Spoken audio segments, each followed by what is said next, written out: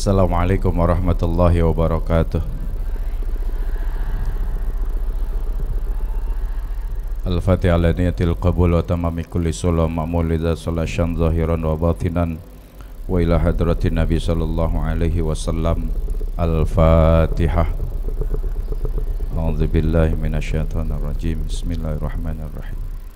Alhamdulillahi rabbil alamin arrahmanir rahim maliki yaumiddin.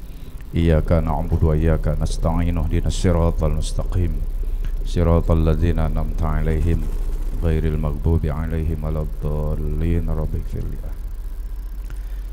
ya Rabbi bil Mustafa balligh maqasidana waghfir lana ma madha ya wasi'al karami ya Rabbi bil Mustafa.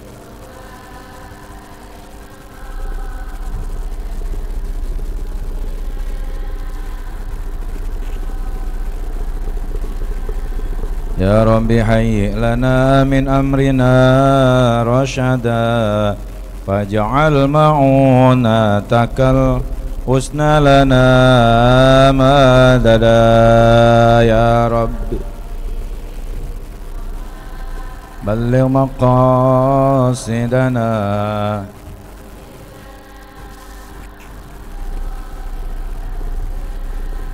Antal alimu wa qad wajjatu ya amali ila rajai ka wajhan sa'ilan wa yada ya Rabbi bil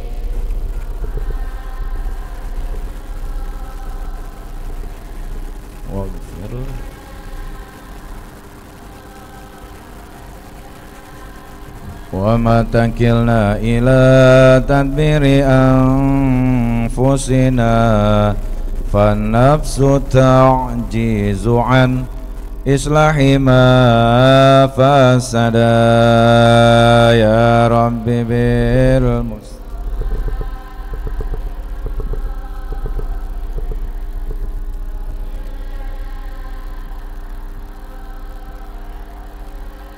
ila rajai thawabun anta ta'lamuhu faj'al thawabi dawa masitri li abada ya Rabbi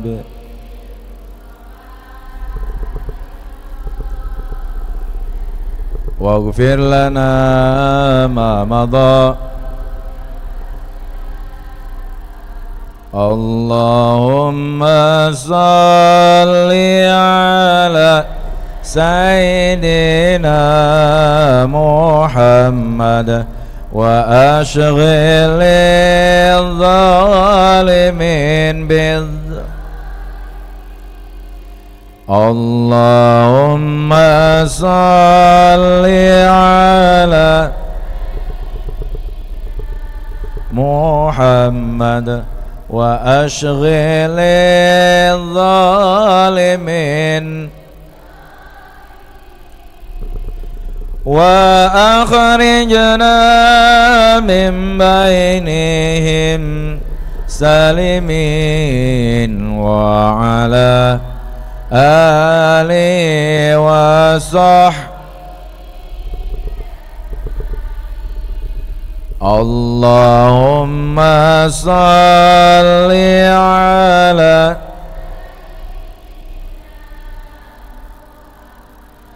wa ashghilil zalimin bizzalimin Allahumma salli ala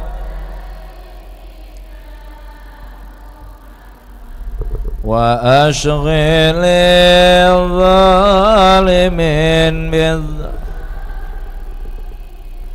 wa akhrijna min bainihim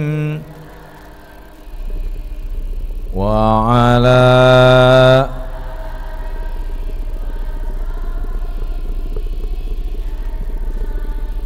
Allahumma salli wa sallim wa barik alaihi wa ala alihi. Alhamdulillah, alladzi an'ama 'alaina bi ni'matil imani wal islam wa zayyanahu fi qulubina wa ja'alana minal muttaqin. Asyhadu an la ilaha illallah wahdahu la syarikalah wa asyhadu anna sayyidana wa nabiyyana Muhammadan abduhu wa rasuluh rahmatan lil alamin. Allahumma salli wa sallim ala sayyidina Muhammadin wa ala alihi washabihi ajma'in, amma ba'du. Yang sama-sama saya hormati, saya muliakan ibu-ibu dan juga bapak. Jadi nggak bapak-bapak, bapak. Mana ada satu. Kita semua berharap mendapatkan curahan rahmat dari Allah Subhanahu wa ta'ala. Puji syukur kita panjatkan kehadirat Allah. Salawat salam semoga tercurah atas baginda Nabi besar Muhammad sallallahu alaihi wasallam serta keluarga dan para sahabatnya, dan mudah-mudahan pada kita sekalian. Jamaah sekalian yang kata Nabi, julus suka fi majalisil ilim ka julus suka fi raudatil jannah. Duduknya kamu di majelis ilmu sama dengan duduknya kamu di taman surga. Amin ya robbal. Mau masuk surga? Mau? Syarat masuk surga apaan? Mas Sun gimana? Mudah-mudahan Allah pertemukan kita nanti, kumpulin di tamannya surganya Allah Subhanahu wa ta'ala. Foto mulu.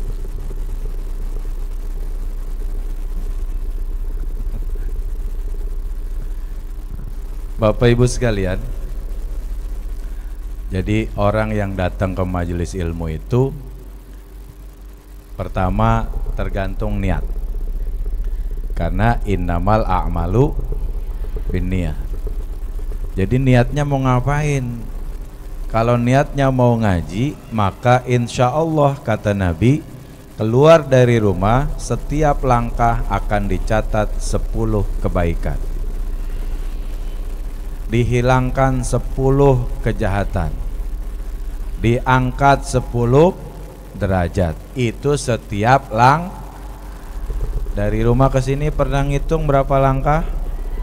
Kagak. Ada yang naik motor berapa kali putaran bannya? Nggak ada yang tahu. Saking banyaknya, insya Allah mudah-mudahan keberkahan buat kita semua. Bapak Ibu sekalian, ada 7 golongan orang yang akan mendapatkan perlindungan dari Allah di saat orang-orang mencari perlindungan dari Allah. Ketika dikumpulkan di padang mahsyar, itu ada 7 golongan kata Nabi yang akan diberikan perlindungan atau dinaungi di hari kiamat kelak. Udah sering dengar kan? Ada yang hafal 7 golongan itu siapa saja? Angkat tangan dapat hadiah. Yang pertama siapa? Yang pertama imamun adil, pemimpin yang adil. Nah, semua kita ingin mendapatkan naungan. Alhamdulillah bapaknya udah nambah, berarti jadi bapak. Semua kita ingin mendapatkan naungan, karena yang namanya di padang mahsyar itu jarak antara kepala dengan matahari itu hanya 1 jengkal. Sekarang antara kita dengan matahari itu jutaan kilometer. Tapi ketika datang musim kemarau, musim panas, panasnya luar biasa. Nggak usah di luar, di dalam masjid aja pada berkipas. Kita juga keringetan. Bagaimana ketika di padang mahsyar dikumpulkan oleh Allah Subhanahu wa ta'ala? Hampir semua manusia pada saat itu mencari naungan, perlindungan dari Allah. Tapi kata Nabi, ada 7 golongan yang akan mendapatkan naungan dari Allah Subhanahu wa taala ketika dikumpulkan di padang mahsyar. Siapa? Yang pertama, pemimpin yang adil. Akan tetapi ada hadis yang lain. Kata Nabi, sayati zamanun ala ummati yafirruna minal ulama'i wal fuqaha fayabtaliyahum bisalasi baliyat. Nanti datang satu masa, satu zaman atas umatku, kata Rasulullah, yafirruna minal ulama'i wal fuqaha. Jadi banyak penduduk pada saat itu enggak mau lagi percaya sama ulama, enggak mau lagi ngikutin nasihat para ulama dan fuqaha, enggak mau lagi mendengar nasihat para ulama dan fuqaha, enggak mau lagi mengikuti apa yang disampaikan oleh para ulama dan fuqaha tentang ajaran Islam yang sesungguhnya yang harus dia lakukan. Kalau itu sudah terjadi, maka kata Nabi, fayabtaliyahum bisalasi baliyat, akan Allah turunkan 3 bala. Apa 3 bala itu? Yang pertama, yarfa'illahul barakah min kasbihim. Allah angkat keberkahan di negeri mereka. Jadi kalau orang-orangnya, manusia-manusianya, penduduk-penduduknya udah nggak mau lagi taat sama ulama, nggak mau lagi ngikutin nasihat para ulama, nggak mau lagi mengikuti apa yang disampaikan oleh para ulama dan fuqaha, bala yang pertama yang Allah turunkan adalah Allah angkat keberkahan di negeri mereka. Kalau yang namanya berkah diangkat, jangankan sedikit, banyak kagak ada cukupnya, karena nggak berkah. Tapi kalau orang yang berkah, jangankan banyak, sedikit merasa cukup.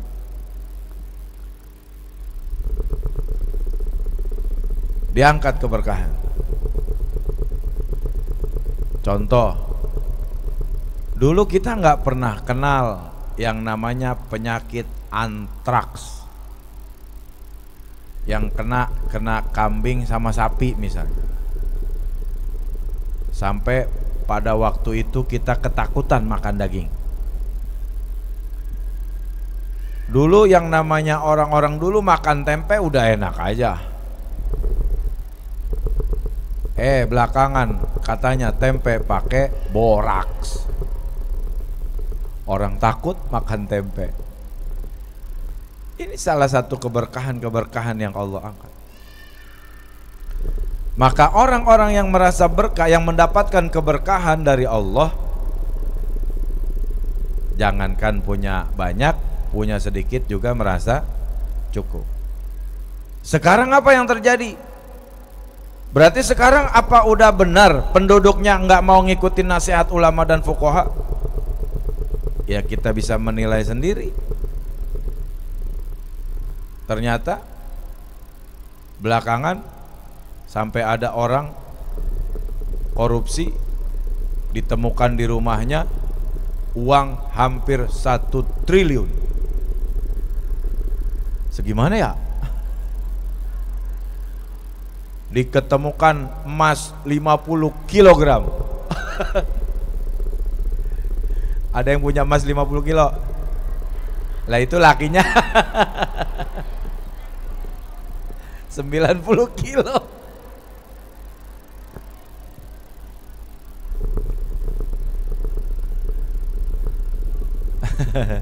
Mas Joko.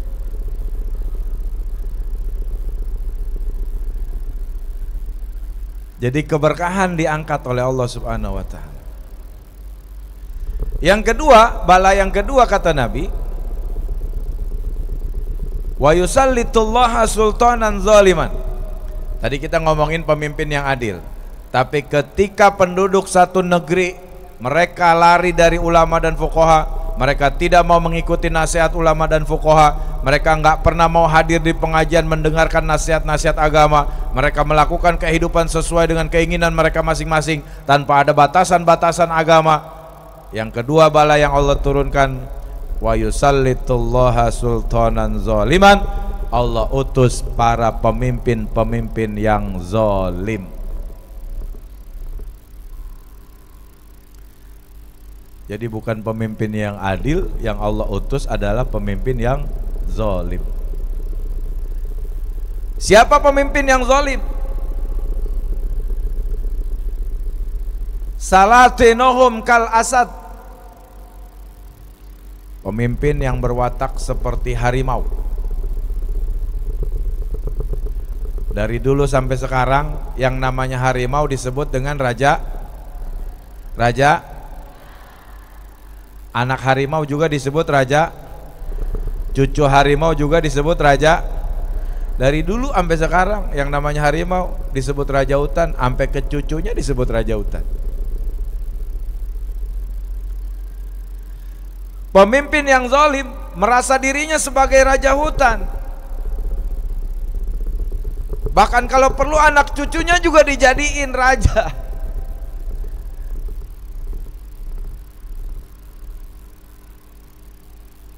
Sehingga semua tidak boleh melebihi dirinya. Ada yang gerak sedikit diterkam, ada yang ngomong sedikit ditangkap.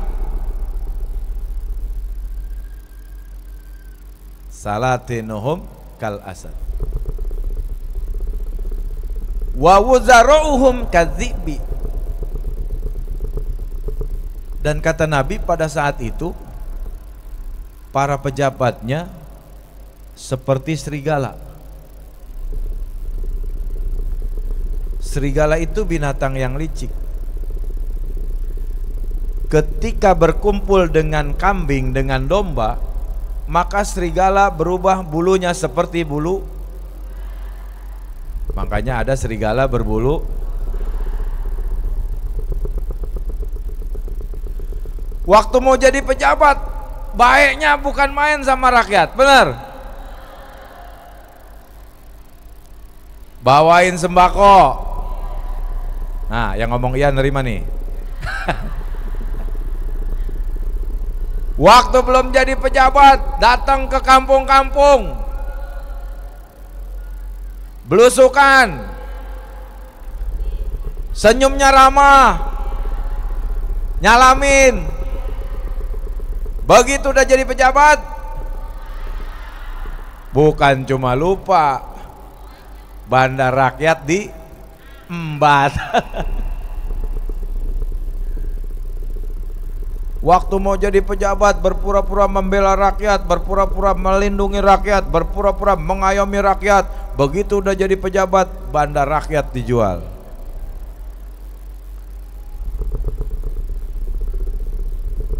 Waktu mau deketin kambing, domba, itu serigala berubah bulunya menjadi bulu domba.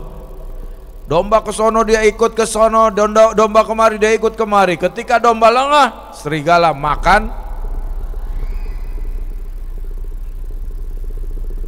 Wa qadatuhum ka kalbi.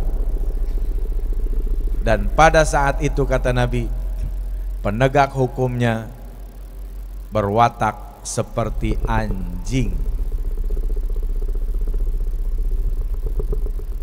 Anjing juga binatang yang licik. Jangankan kepada orang lain, kepada pemiliknya sendiri, kepada majikannya sendiri, anjing akan menggigit jika tidak diberi makan dan minum yang cukup. Betul? Ada yang punya anjing? Ada?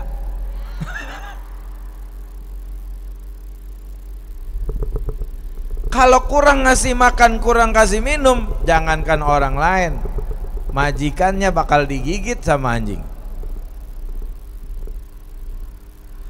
Penegak hukum yang berwatak seperti anjing, jangankan kepada bangsa lain, kepada bangsanya sendiri, kalau dia tidak bisa memberikan kontribusi, nggak bisa memberikan sesuatu yang menguntungkan kepada dirinya, maka anjing akan menggigit kepada bangsanya sendiri. Maka pada saat itu hukum seperti pisau, tajam ke bawah, tumpul. Kalau rakyat maling ayam di penjara 3 bulan, korupsi 300 triliun di penjara 6,5.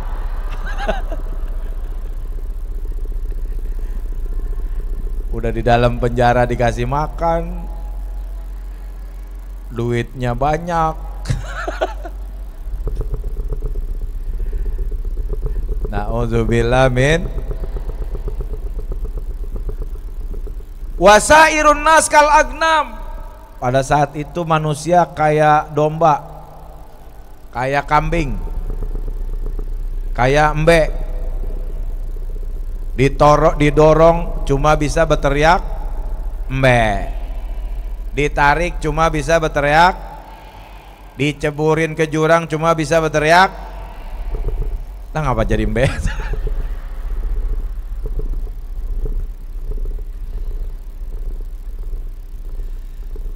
Kaifa ya'ishal ghanam bainal asad wadh-dhi'bi wa kalbi.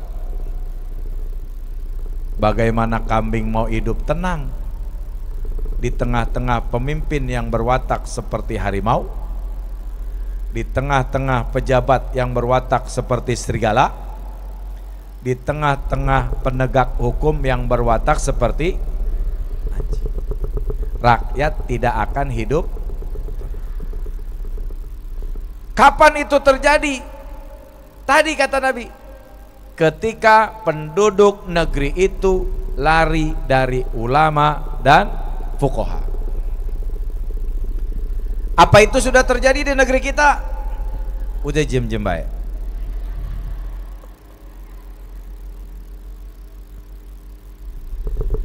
Bala yang ketiga yang akan Allah turunkan kepada penduduk satu negeri jika lari dari ulama dan fuqaha. Wa yakhrujuna minad dunya bi ghairi iman. Na'udzubillah min. Allah keluarkan penduduk itu dari alam dunia tanpa membawa iman. Ini bala yang paling berat. Ketika kita mati tanpa membawa iman yang benar kepada Allah Subhanahu wa taala. Na'udzubillah summa na'udzubillah. Itu konsekuensi. Jadi itulah kenapa pemimpin yang adil akan mendapatkan naungan di alam mahsyar dari Allah Subhanahu wa taala. Karena menjadi pemimpin yang adil itu enggak mudah, alias susah.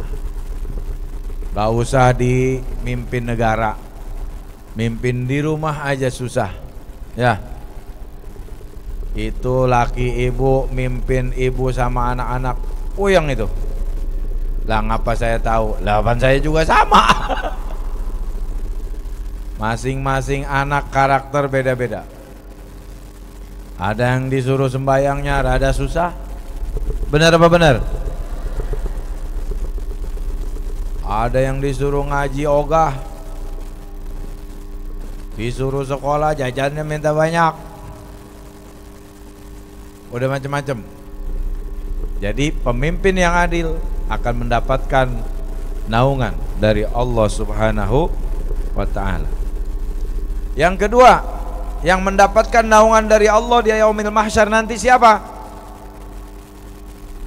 Yang kedua adalah seorang pemuda yang semasa hidupnya tumbuh dewasa dalam beribadah kepada Allah Subhanahu wa ta'ala.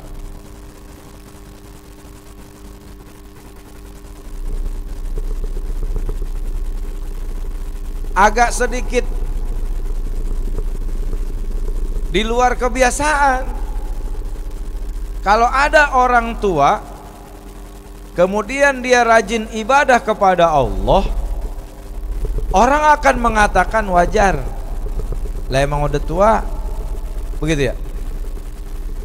Tapi kalau ada anak muda Ada anak remaja, ada anak gadis yang hidupnya selalu dekat dengan Allah, ibadahnya nggak pernah tinggal, ngajinya rajin, sholat setiap waktu dia kerjakan, bahkan ibadah-ibadah lain juga dia lakukan.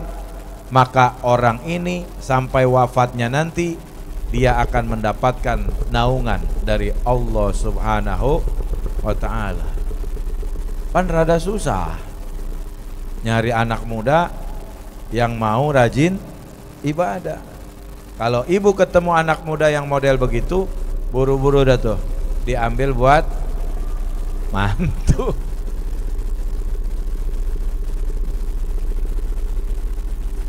Yang ketiga, orang yang akan mendapatkan perlindungan dari Allah Subhanahu wa taala, rajulun fi qalbihi mu'allakun fil masajid. Orang yang hatinya selalu terpaut ke masjid. Nah, ini mudah-mudahan kita masuk nih ya. Amin ya robbal. Jadi pikiran dan hatinya itu terus ke masjid maunya. Kapan ada pengajian di Masjid Raya saya mau datang. Oh ada acara di Rosa, oh saya mau hadir. Oh ada acara kiswah, oh saya mau hadir. Oh ada acara duha, oh saya mau hadir. Oh ada kegiatan-kegiatan di Masjid Raya, oh saya mau hadir. Hatinya selalu bergantung kepada masjid untuk melakukan ibadah-ibadah yang ada di masjid, mengikuti kegiatan-kegiatan yang ada di masjid. Ketika hati ini mu'allak, bergantung kepada masjid terus, dan ketika kita wafat maka insya Allah kita akan mendapatkan naungan dari Allah Subhanahu wa ta'ala di yaumil mahsyar kelak, insya. Kadang-kadang misalnya ada teman-teman kita, waduh hujan, jangan-jangan masjid bocor nih, itu mikirannya masjid, bukan mikirin rumah. Kalau rumah mah emang udah bocor duluan. Wah ntar ada kegiatan pengajian nih, wah kalau gitu saya mau pergi ntar aja dulu dah, ngaji dulu. Jadi selalu bergantung kepada masjid. Orang ini akan mendapatkan naungan dari Allah Subhanahu wa ta'ala. Yang keempat, orang yang saling mencintai karena Allah. Ini rada susah nih. Ibu mencintai suami ibu karena Allah, suami mencintai ibu karena Allah, ibu berteman dengan teman ibu karena Allah, bapak bersahabat dengan sahabat bapak karena Allah. Jadi bukan karena yang lain. Saling mencintai karena Allah. Sehingga ketika teman kita melakukan sebuah kesalahan, kita ingatkan untuk kembali ke jalan Allah. Ketika teman kita malas hadir di pengajian, kita ajak, kita support, kita kasih semangat, kita kasih motivasi untuk bisa hadir di pengajian. Itu baru teman karena Allah, bukan berteman karena yang lain. Begitu diajak ngaji, ayo pok ngaji, ah udahlah no, si ono juga gak ngaji, ngapain gue ikut-ikut ngaji lah. Orang ngaji juga belum tentu pada pinter. Bukan soal pinternya. Kalau wayah gini ngaji pengen pinter, susah. Bener-bener udah susah. Coba nih umur-umur begini suruh ngapal.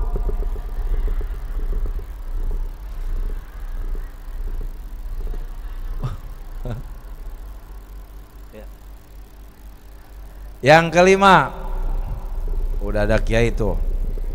Ya kita masih serap doang sih. Yang mendapatkan naungan dari Allah, laki-laki yang ketika diajak berzina oleh seorang perempuan, dia mengatakan bahwa saya takut kepada Allah, maka dia akan mendapatkan perlindungan dari Allah. Dan yang keenam, seorang yang bersedekah dengan satu sedekah lalu ia menyembunyikan. Jadi ketika bersedekah enggak perlu orang lain tahu. dia akan mendapatkan perlindungan dari Allah, naungan dari Allah. Jadi sodakoh bisirri wal alaniyah. Tetapi yang lebih utama adalah sodakoh tanpa orang lain tahu. Oh iya Pak Ustadz, saya mah begitu kalau sodakoh, saya kasih aja amplop ke pengurus masjid, nih tusin dari hamba Allah, ya berapa, 500.000, ditulis depannya pahalanya buat Fulan bin Fulan, Fulan bin Fulan. Sama aja, orang juga tahu itu mah keluarga lu. Oh enggak nih, saya mah sodako, ya ditaruh aja di masjid 2 juta, nggak dikasih tahu, cuman ditulis sodako dari hamba Allah. Pengurus masjid lihat ada sodako dari hamba Allah 2 juta, diumumin, alhamdulillah ibu-ibu, tadi ada orang naruh amplop isinya duit 2 juta rupiah, tulisan depannya sodako dari hamba Allah. Kata yang ngasih dalam hatinya, itu gua tuh, gua sama. Jadi nggak perlu ya, sodako itu yang paling bagus adalah dengan sir. Dan yang terakhir, yang mendapatkan naungan dari Allah adalah seorang yang berzikir kepada Allah dalam keadaan sepi, lalu dia meneteskan air mata karena mengingat dosa-dosa yang pernah dia lakukan. Jadi zikir kepada Allah di tengah malam, mengingat banyak dosa yang kita perbuat hingga meneteskan air mata, dan kemudian dia terus melakukan kebaikan-kebaikan dan beribadah kepada Allah, itu akan membawa dirinya mendapatkan naungan dari Allah Subhanahu wa taala di yaumil mahsyar kelak. Mudah-mudahan kita kalaupun enggak termasuk 7-7-nya, minimal kita masuk salah satu dari yang 7. Amin ya robbal alamin. Demikian, kurang lebihnya mohon maaf. Dilanjut sama Ketua Masjid Kiai Haji Abdurrahman Soheh. Mudah-mudahan semuanya dikasih sehat oleh Allah Subhanahu wa taala, dikasih panjang umur, diberikan keberkahan dalam hidupnya, juga diberikan rizki yang banyak, biar kita bisa tumak ninah dalam ibadah dan kita bisa bersedekah di jalan Allah Subhanahu wa taala. Kurang lebihnya mohon maaf. Wallahul muwafiq ila aqwamit thoriq. Assalamualaikum warahmatullahi wabarakatuh. Allahumma shalli